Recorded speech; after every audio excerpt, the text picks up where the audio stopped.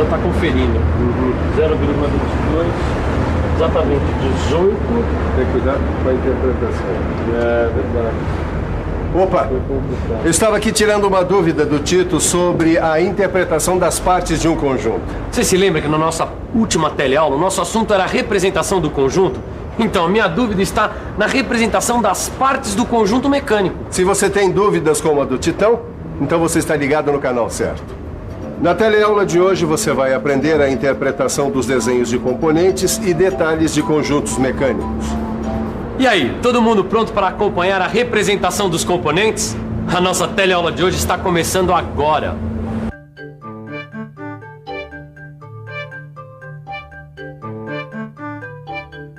Angela, olha que bom o desenho desse encosto móvel. Olha, bonito mesmo, hein, Miguel? Por que você não aproveita e fala do desenho de componentes? Boa ideia. O desenho de componente é o desenho de uma peça isolada que forma um conjunto mecânico. Já o desenho de detalhe, ele representa um elemento, uma parte de um elemento, uma peça isolada, uma parte de um componente ou a parte de um conjunto mecânico. Só que o desenho de componente dá a descrição completa e exata da forma, dimensões e modo de execução da peça. Não é só isso não. O desenho de componente, ele mostra direitinho a forma, o tamanho, o material, o acabamento de cada parte. Além disso, ele informa as operações de oficina necessárias para a execução do componente, além de limites de precisão e mais algumas outras coisas. E já que você falou em oficina, é sempre bom a gente ouvir quem está com a mão na massa. Sabe, Caio, é importante que cada peça do conjunto mecânico seja representada em um desenho de componente. Mas todas as peças, Ananias? Não, as peças padronizadas não são representadas em desenho de componente porque elas não precisam ser executadas. Claro. Afinal, elas são compradas de fornecedores externos. Isso. Mas elas nunca são representadas? Olha, só em desenho de conjunto. Inclusive, a sua solicitação é feita com base nas especificações da lista de peças. Tá. Mas e os desenhos de componentes? Também são representados em folha normalizada? É como os desenhos de conjunto? É claro que sim. Aliás, o que o desenho de conjunto tem em comum com o desenho de componente é a folha. Ela é dividida em duas partes, contendo espaço para o desenho e para a legenda. Então, a interpretação do desenho de componentes depende da interpretação das duas partes. Falar em interpretação, seu Tito, que tal o senhor me ajudar a conferir aqui e ver se essas peças estão de acordo com o que pedem os desenhos? Hein? Opa, interpretar desenho é comigo mesmo, Silva. Então pega esse aí do lado. Esse aqui? É. Esse é o desenho do encosto móvel. Olha só, Silva, a legenda do desenho de componente é bem parecida com a do desenho de conjunto. Ela também apresenta um rótulo e uma lista de peças. E veja que a interpretação do rótulo do desenho do componente é semelhante à do rótulo do desenho do conjunto. Mas não é só isso que pode variar do desenho de conjunto para o desenho de componente. Tem razão. O número do desenho e os responsáveis por sua execução também. Tanto o desenho de componente quanto o desenho de detalhe podem ser representados em escala diferente da escala do desenho de conjunto. Eu acho melhor mostrar um exemplo. Então deixa comigo. Olha, nesse caso, a peça 2 foi desenhada em escala de ampliação 2:1. Enquanto que o conjunto foi desenhado em escala natural, ou seja, em escala 1:1. E repare que a lista de peças traz as informações necessárias sobre a peça representada. Olha só, Ananias. Agora, eu já tenho todas as informações que eu preciso para fazer uma completa interpretação do desenho de componente. Assim você vai colocando em prática tudo que aprendeu aqui. Aliás, eu vou começar pela interpretação do desenho de componente desse encosto móvel aqui. Então aproveita porque ele foi representado com supressão de vistas. Ele está representado só com a vista frontal. E representada em corte total. Se analisarmos direito, vamos perceber que o encosto tem a forma de uma calota esférica, com um furo passante. Acho que você quer dizer que a superfície interna do encosto tem a forma côncava, Caio. É isso mesmo, Ananias. De qualquer maneira, as cotas básicas do encosto são diâmetro, 18 milímetros, altura, 4 milímetros, o diâmetro do furo passante é de 6 milímetros. O raio da superfície esférica mede 12 milímetros. A espessura do encosto é de 1 milímetro e 52 centésimos de milímetro.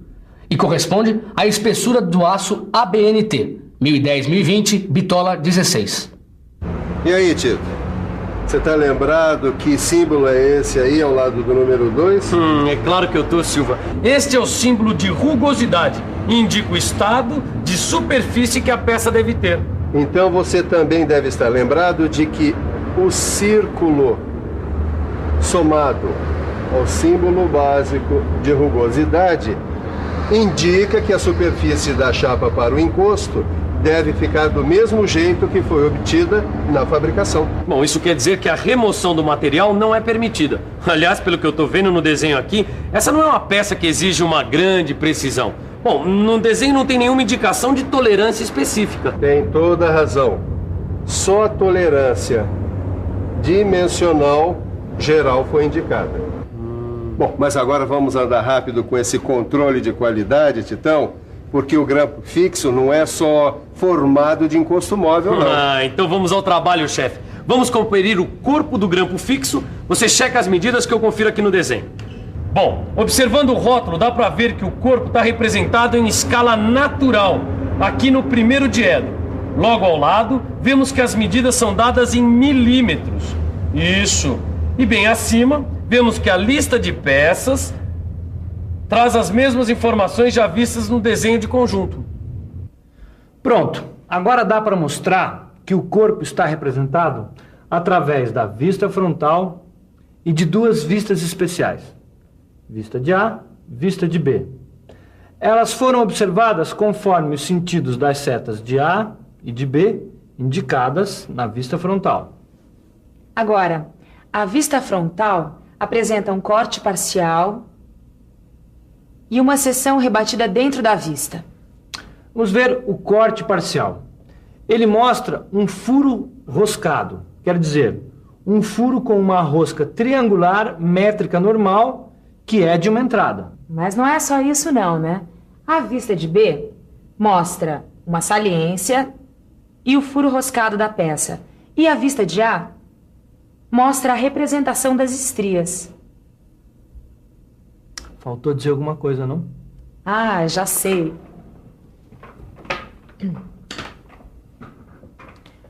Faltou dizer que o acabamento pedido para o corpo vem indicado por esse símbolo aqui, olha. Ele caracteriza a superfície a ser usinada. Além disso, dá licença, N9 indica a classe de rugosidade de todas as superfícies da peça. Bom, agora só falta interpretar as medidas do corpo. Mas isso você já sabe fazer, né? Qualquer dúvida é só consultar o seu livro de estudos. Muito bem. Desse jeito, daqui a pouco, eu é que vou tirar minhas dúvidas com você, Caio. Que é isso, Nanias? Imagina, é só estudar um pouquinho que a gente acaba aprendendo, né?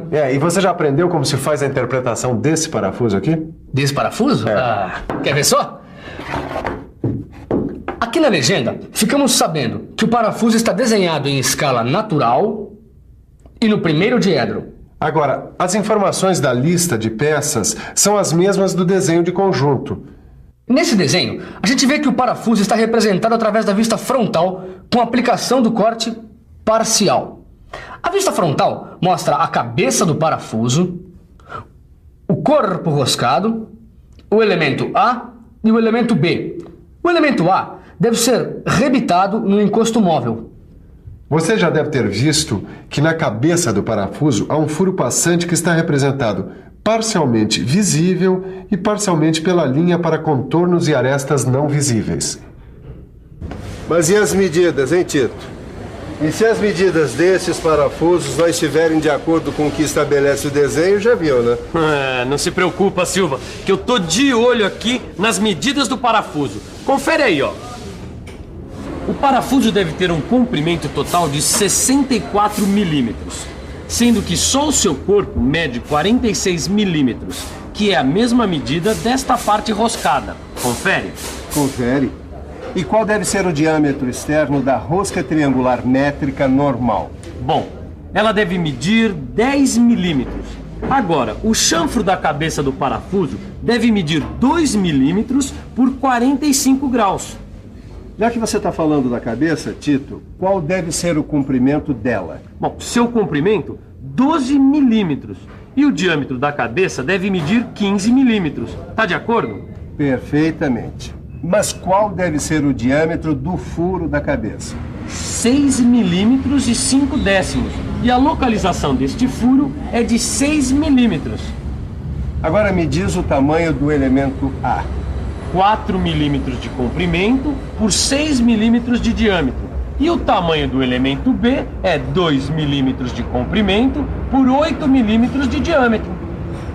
Só que não há indicação de tolerâncias específicas. E o afastamento geral de mais ou menos 1/10 de milímetro vale para todas as cotas.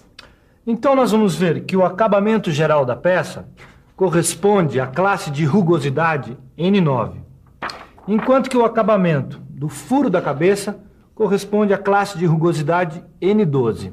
E a usinagem da peça será feita com remoção de material. Bom, agora nós já podemos mostrar a interpretação do manípulo. Vamos lá. Ele também está representado em escala natural, 1 por 1. No primeiro diedro, aqui nós podemos ver que o manípulo será feito de barra de aço, com 6 milímetros e 35 centésimos de diâmetro e 80 milímetros de comprimento. O manípulo está representado em vista frontal, que mostra o corpo do manípulo e 2 espigas nas extremidades.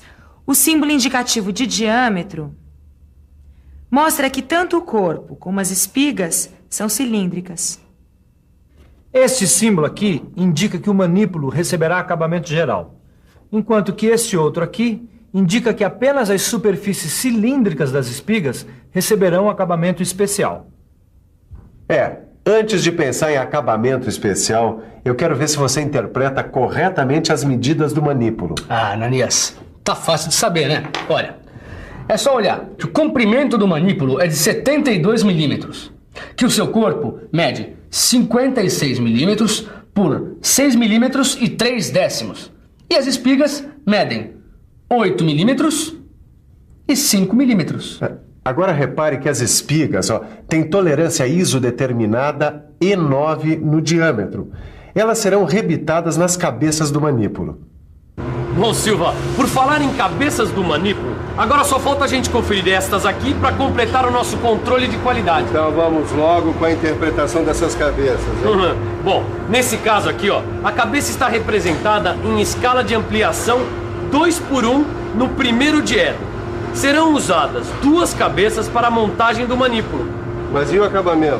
Bom, a cabeça deve ter um acabamento geral N9. Ela está representada em vista frontal com meio corte. E a tolerância do furo é H8.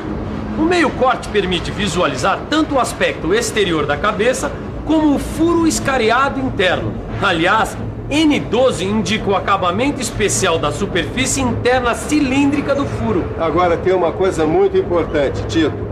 O diâmetro nominal do furo é igual ao diâmetro nominal da espiga do manípulo, que será arrebitada na cabeça.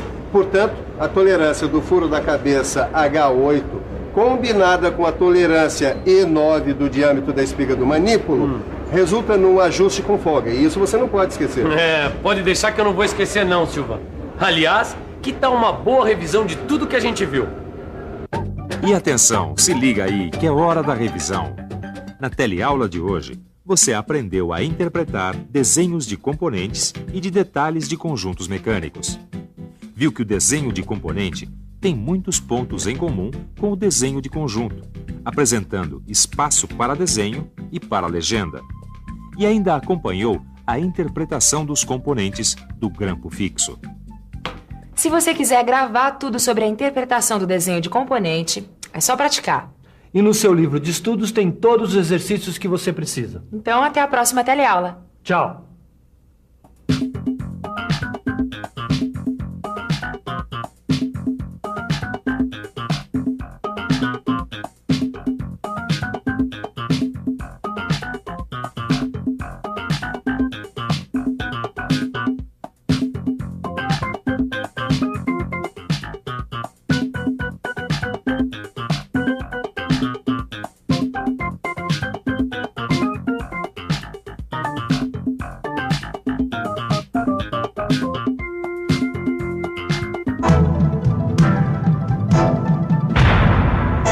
Telecurso 2000, um programa de educação do Sistema Fiesp e da Fundação Roberto Marinho.